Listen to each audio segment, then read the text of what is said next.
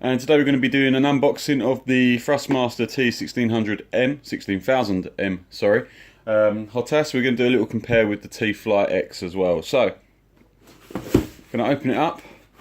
If you order this off Amazon, do be aware that it doesn't come in its own box, so it's going to have pretty much no protection from the elements at all. And I live in England, so that could have been a pain. So there goes the Amazon sticker there. Get that bit there. Beautiful. Right, so first of all, the box is very nice, but I'm not really interested in the box, if I'm honest. It's got all sorts of stuff over it, but you want to see an unboxing, not a talk about a boxing. Right.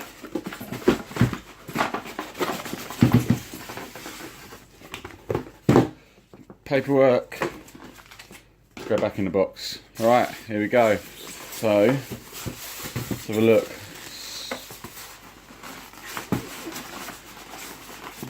Trying to be really careful with this. Don't break it. There we go. Right.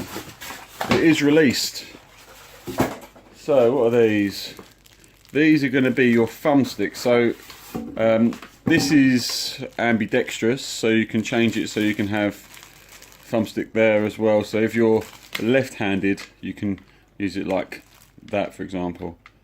Don't know if that means that one of these buttons doesn't work, but I shall find out. So straight off the bat, it feels quite heavy. Not heavy as the Warthog that I had, but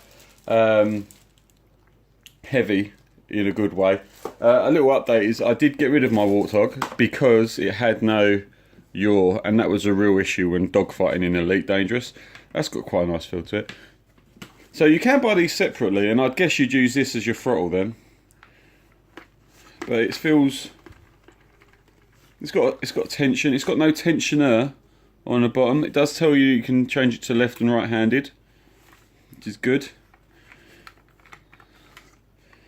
Again, I'm hoping all these different buttons aren't just doubles, because if you look, it's got the brow on it, that side and that side. But it comes with two separate things, so two separate USB connections. I'm just going to put them in the box for now because I won't be using it. Now this is a lot different to the Warthog and even the T-Flight type of throttle, because it's a slider as opposed to a up and downer which you have with the T-Flight, which I'll show you in a minute. So it's got paddles there. That would probably come from the T-Flight, because on the front of the T-Flight, I'll show you in just a second, it has a similar sort of paddle setup. You can add your pedals in there for your yaw if you wanted to, but you've got yaw on the stick, so I'm not sure why you'd want that. Plenty of buttons. 1, 2, 3 hats. A button there.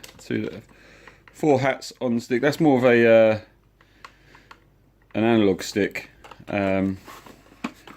Doesn't feel like there's a lot of tension in there. Maybe it probably need a little bit more. You have got the ability to screw it down to your desk, which I'm probably going to get a little bit of wood and set it up. I'll show you now.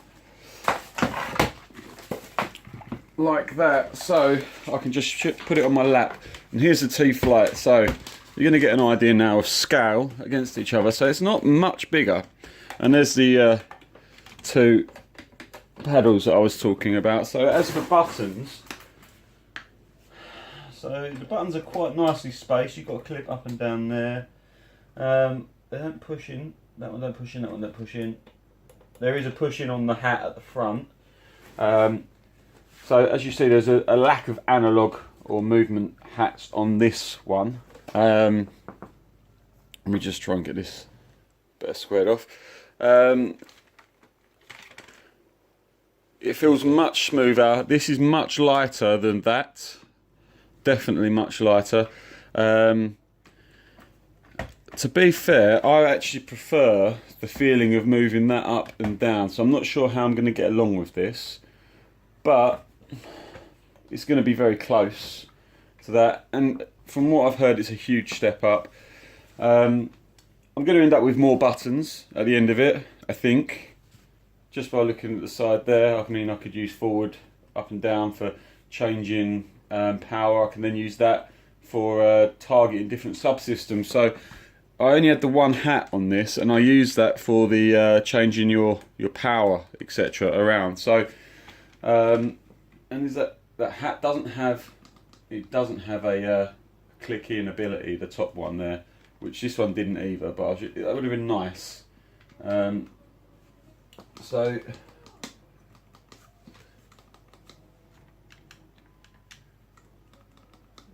that feels more of a hair trigger on the front there, if I'm honest, which is quite nice. You are actually lacking buttons on, well, I say lacking, there isn't as many as I'd probably like. So you've got 1, 2, 3, 4, 5, whereas you've got 1, 2, 3, 4, 5.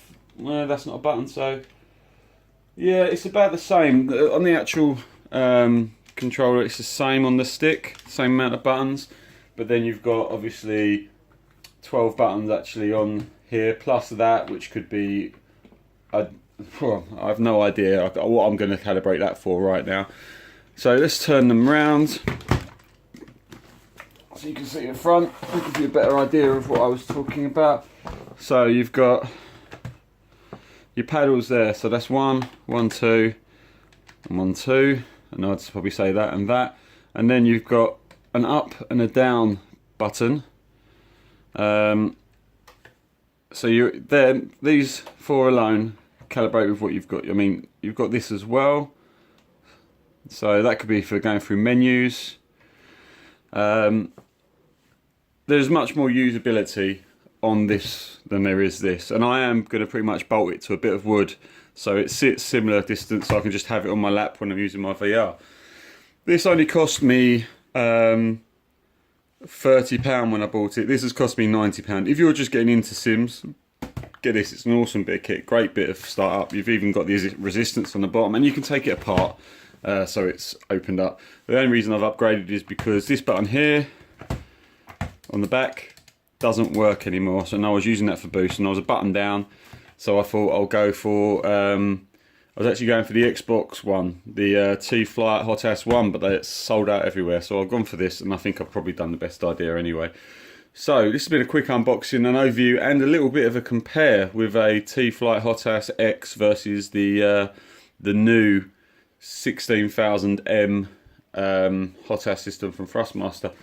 To be fair, it feels very well built. It's quite nice. This is quite a light base, so it's definitely going to need putting down. I mean, the combined weight of these two units is probably not the same combined weight as this. The build quality is better, and that's quite a nice rubbery feel. There is no rubberizedness on this. You do have a dust catcher at the bottom of this one, which is probably something that it should have had on here, because you're going to get all sorts of grime and stuff in there. But then again, on the Warthog that I got rid of, it didn't have that, and that worked fine. So yeah, I've been Muddy Gamer. I hope you've enjoyed this. A little bit longer than I expected, but I shall be doing some Elite Dangerous with this later. Please remember to like, comment and subscribe, and hopefully I shall see you in the next one. Hi guys, welcome to the channel. I'm Muddy Gamer. I hope you're all well. And today we're going to be doing an unboxing of the Thrustmaster T16000m, sorry, HOTAS. We're going to do a little compare with the T-Flight X as well. So, going to open it up. If you order this off Amazon, do be aware that it doesn't come in its own box. So it's going to have pretty much no protection from the elements at all. And I live in England, so that could have been a pain. So there goes the Amazon sticker there. Get that bit there. Beautiful. Right, so first of all, the box is very nice, but I'm not really interested in the box, if I'm honest. It's got all sorts of stuff over it, but you want to see an unboxing, not